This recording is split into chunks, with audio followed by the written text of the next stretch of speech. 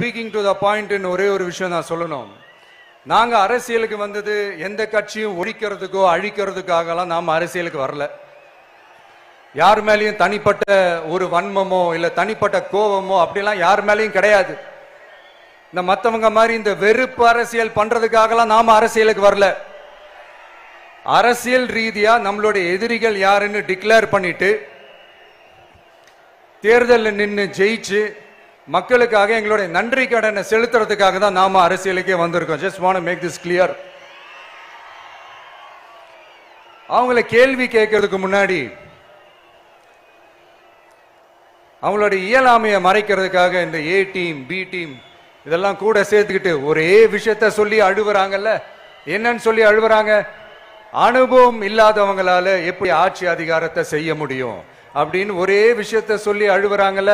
அந்த அழுகைக்கு நாம ஒரு பதிலடி கொடுக்க